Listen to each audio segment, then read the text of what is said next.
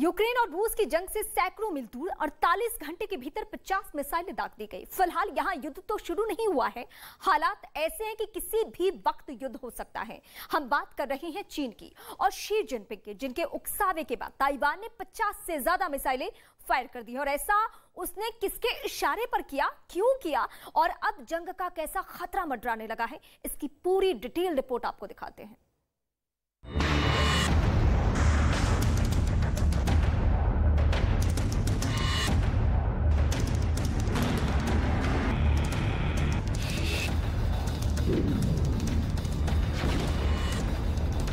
पहली मिसाइल, दूसरी मिसाइल, तीसरी मिसाइल, चौथी मिसाइल, पांचवी मिसाइल, छठी मिसाइल, सातवीं मिसाइल, आठवीं मिसाइल, नौवीं मिसाइल और 10वीं मिसाइल।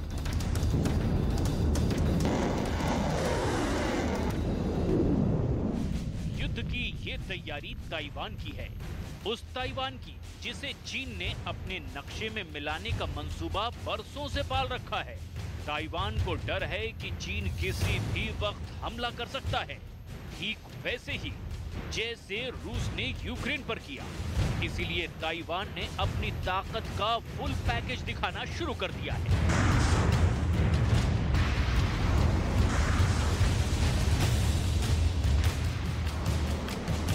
ताइवान की फौज ने समंदर के ऊपर भी अपनी ताकत दिखाई,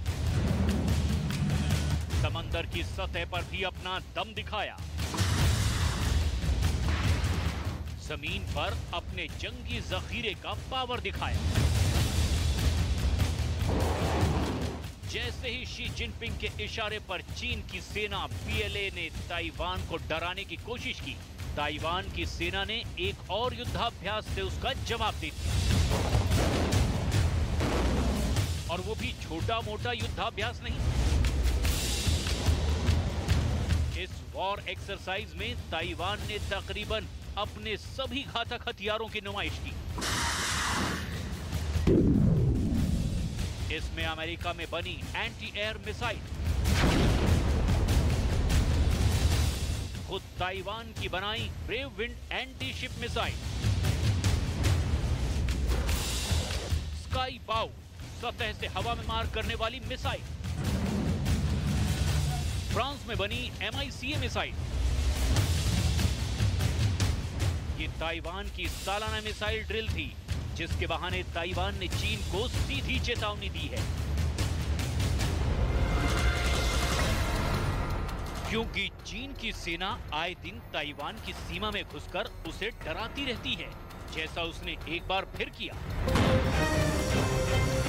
चीन की सरकारी मीडिया ग्लोबल टाइम्स में छपी इस स्पेशल रिपोर्ट को देखिए।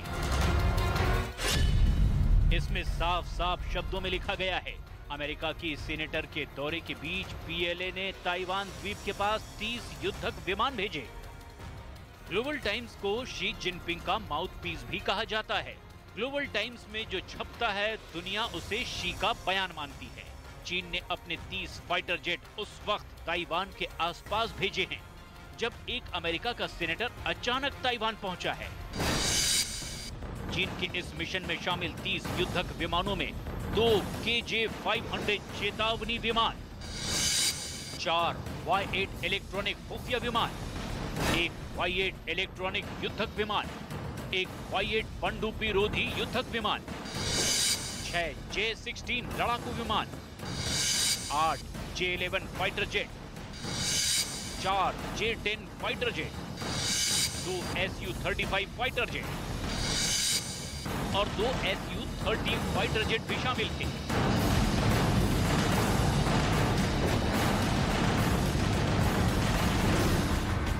ताइवान के रक्षा प्राधिकरण के मुताबिक ये 30 के 30 विमान सोमवार को डोंगशा द्वीप और ताइवान द्वीप के बीच ताइवान के दक्षिण पश्चिम वायु रक्षा पहचान क्षेत्र में दाखिल हुए।